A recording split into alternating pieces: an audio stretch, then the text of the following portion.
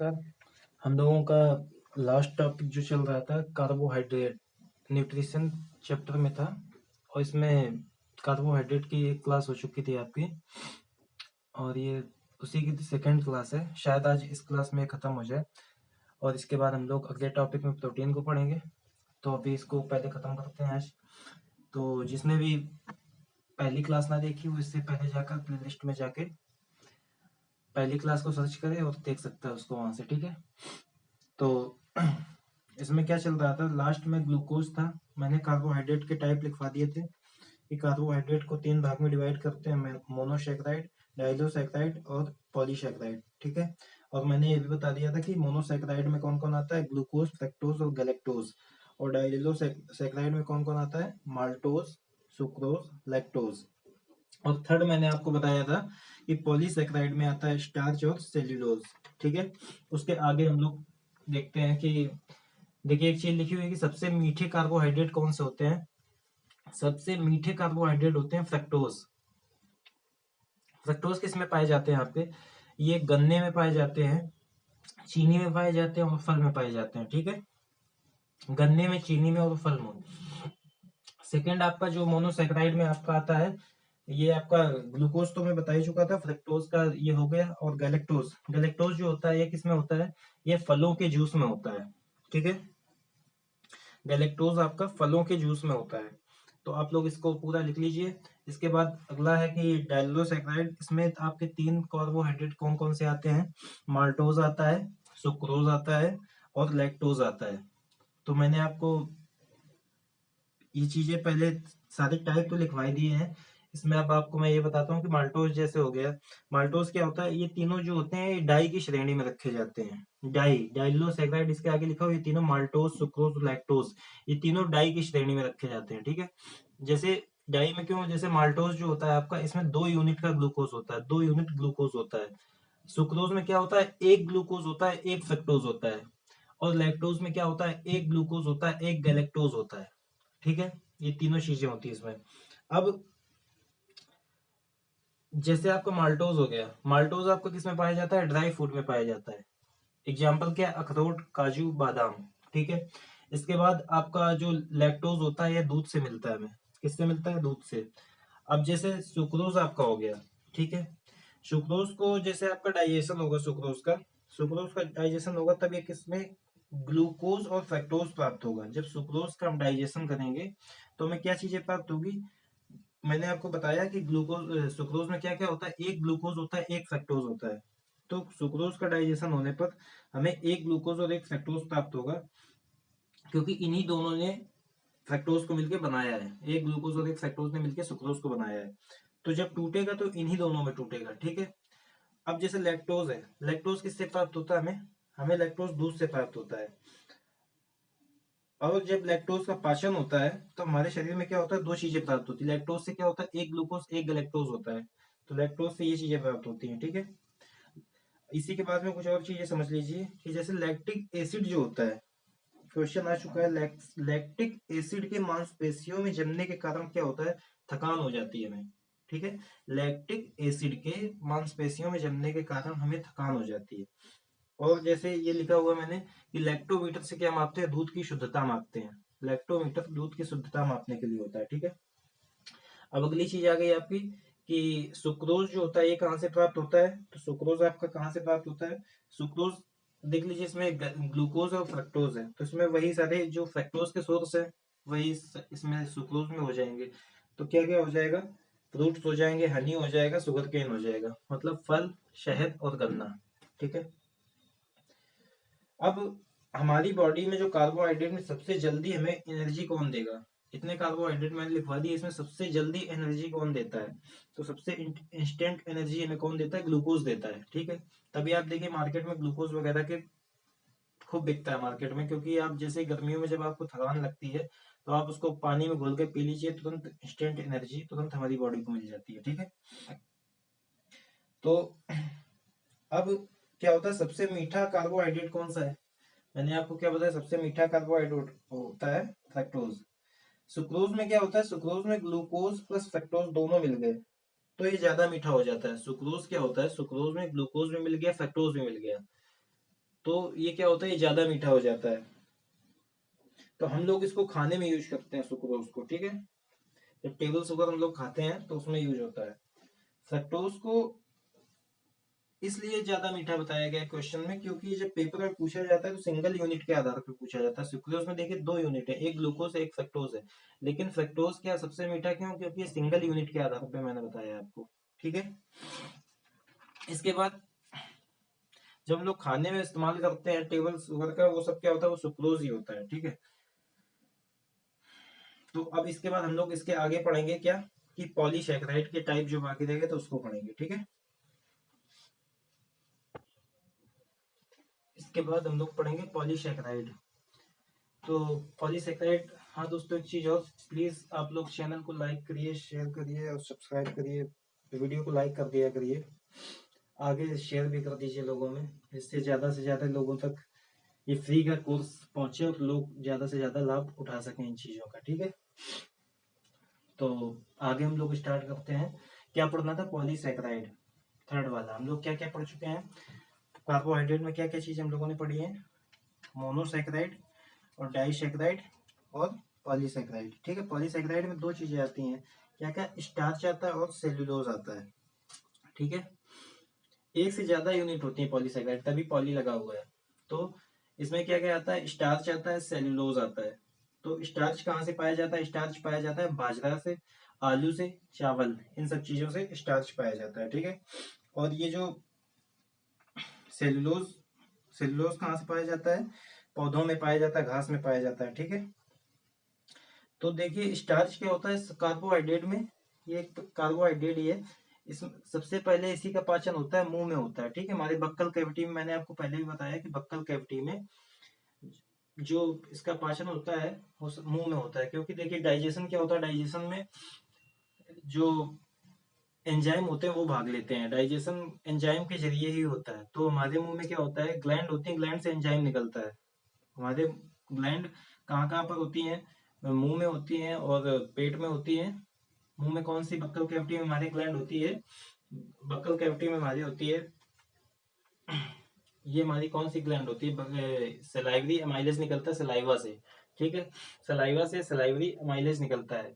और दूसरा पेट में हमारी कौन सी, पेट में हमारे पेट में हमारे कौन से एंजाइम निकलते हैं, पेट में हमारे एंजाइम जैसे निकलते हैं वो HCl वगैरह, जो प्रोटीन का वो करते हैं, प्रोटीन का डाइजेशन करते हैं। HCl हो गया तुम्हारा, और पेप्सिनोजन हो गया, 2-3 चीजें निकलती हैं। गैस्ट्रिक ग्लैंड जो होती है हमारे पेट में होती हैं, ठीक है।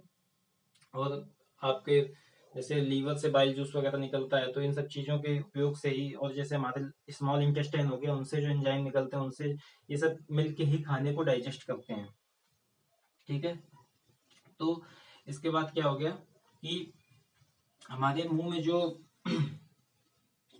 हमारे मुंह में ग्लैंड पाई जाती हैं, उनसे क्या होता है, उन्हीं से जो है सलाइवा निकलता है। और सलाइवा, बक्कल कैविटी में जो ग्लैंड पाई जाती है उनसे हमारे मुंह से सलाइवा निकलता है। और सलाइवा से क्या निकलता है, सलाइवरी अमाइलेज, ये एंजाइम होता है।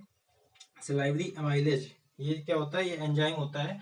और इससे क्या होता है कि स्टार्च जो होता है, स्टार्च को सलाइवरी, तो सलाइवरी एमाइलेज ये कहाँ से निकलता है, सलाइवा से निकलता है। और सलाइवा कहाँ से निकलता है, सलाइवरी ग्लैंड से निकलता है। तो सलाइवरी एमाइलेज क्या करता है, स्टार्च को, स्टार्च में मिलकर, जैसे ही आपने खाना खाया वो स्टार्च में मिला जाके, मतलब खाने में मिला जाके मुंह में, आपको देखा होगा, आपको जब चावल वगैरह खाते हैं आप, तो मुंह में रख लीजिए चावल को या रोटी को, तो कुछ देर बाद वो मीठा लगने लगता है। क्यों, क्योंकि उसमें सलाइवा आके मिक्स हो जाता है, सलाइवरी एमाइलेज मिक्स हो जाता है, स्टार्च का डाइजेशन होने लगता है और उसको माल्टोज में बदल देता है। तो यहाँ पर माल्टोज में बदला है इसको, इसका पार्शियल डाइजेशन हुआ है। कंप्लीट डाइजेशन कहाँ पर होता है, कंप्लीट डाइजेशन होता है स्मॉल इंटेस्टाइन में। क्योंकि जब तक कार्बोहाइड्रेट एक कॉम्प्लेक्स पार्ट है, इसको सिंपल फॉर्म, सबसे इसका सिंपल फॉर्म क्या होता है, ग्लूकोज, जिसको हमारी सेल जो है ग्लूकोज के फॉर्म में ही बॉडी हमारी एब्जॉर्व करती है। जितना भी एनर्जी चाहिए वो ग्लूकोज के फॉर्म में मिलेगी। तो अभी स्टार्च ने इसको माल्टोज में बदला है, तो यहाँ पर इसका स्टार्च माल्टोज में बदला गया है सलाइवरी अमाइलेज के द्वारा। ये भी एक एंजाइम है जिसके द्वारा बदला गया है। सलाइवरी अमाइलेज निकलता है कहाँ से, सलाइवा से। सलाइवा निकलता है सलाइवरी ग्लैंड से, जो कि हमारे बक्कल कैविटी में पाई जाती है, ठीक है। तो अभी इसका पार्शियल डाइजेशन हुआ है माल्टोज के रूप में, ठीक है। तो ये चीजें मैंने आपको पहले पढ़ा दी हैं, तो यहाँ तो मैंने आपको एक जनरल जानकारी दे दी। इसके बाद आपका अगली चीज आती है कि स्टार्च का सबसे पहले पाचन होता है, ठीक है, और किसमें कन्वर्ट हो गया, माल्टोज में। इसके बाद आता है आपका सेल्यूलोज। सेल्यूलोज में क्या होता है, ये कहाँ पाया जाता है, घास में पाया जाता है। ये क्या करता है, कोशिका भित्ति का निर्माण करता है, फॉर्मेशन ऑफ सेल वॉल। जैसे आप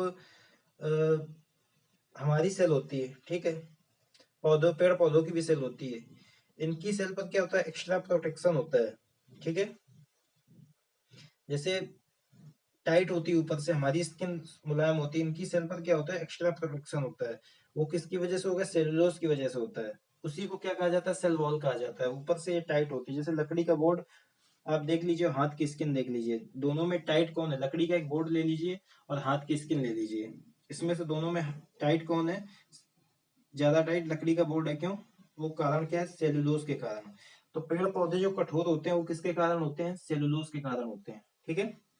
जैसे प्लांट सेल हो गया और एनिमल सेल हो गया, दोनों में जो डिफरेंस होता है ना, जो प्लांट सेल और एनिमल सेल दोनों में डिफरेंस डिसाइड किया जाता है, वो किसकी वजह से होता है, सेल वॉल के बेस पर होता है। किसके बेस पर होता है, सेल वॉल के बेस पर, ठीक है।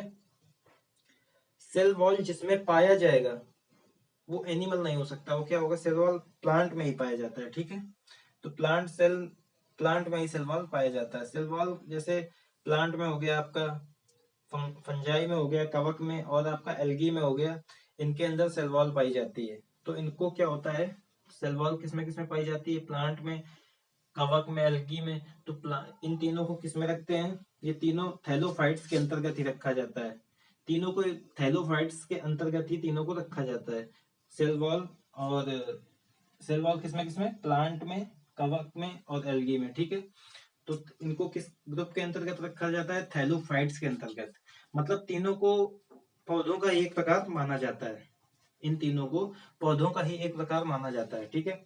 अब देखिए कि प्लांट की जो सेल वॉल होती है किसकी बनी होती है, मैंने आपको अभी बताया था कि प्लांट की जो सेल वॉल होती है वो सेलुलोज की बनी होती है।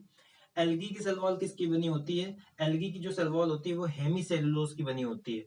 कवक की जो सेल वॉल होती है, कवक की सेल वॉल किसकी बनी होती है, ये काइटिन एक प्रकार का फाइबर होता है। कवक की सेल वॉल काइटिन नामक एक फाइबर होता है, उसकी बनी होती है, ठीक है।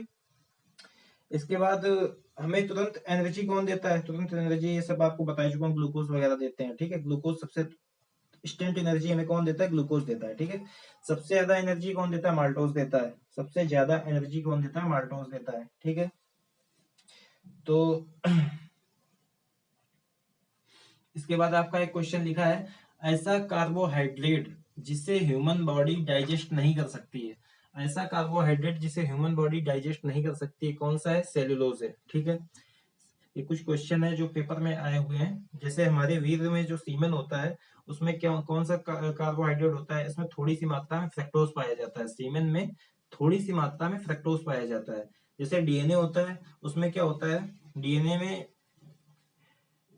द्विऑक्सीराइबोस कार्बोहाइड्रेट होता है, द्विऑक्सीराइबोस कार्बोहाइड्रेट पाया जाता है। इसमें कैसे लिखते हैं इसको, C5H10O4, ठीक है। तो आपका इतना ही कंप्लीट हो गया है। और इसके बाद बस एक चीज और बच्चे उसको लिखवा देते हैं, इसके बाद ये आपका कार्बोहाइड्रेट खत्म हो जाएगा और हम लोग प्रोटीन को स्टार्ट करेंगे, ठीक है। इस चीज को आप समझ लीजिए कि फंक्शन ऑफ कार्बोहाइड्रेट क्या होता है। फंक्शन ऑफ कार्बोहाइड्रेट क्या होता है, ये हमारे शरीर की जो कार्य क्षमता होती है उसको बढ़ाते हैं, और इसकी कमी से क्या होता है, शरीर की कार्य क्षमता घट जाती है। तो जैसे कार्बोहाइड्रेट क्या होता है, carbohydrate can not stored in body directly.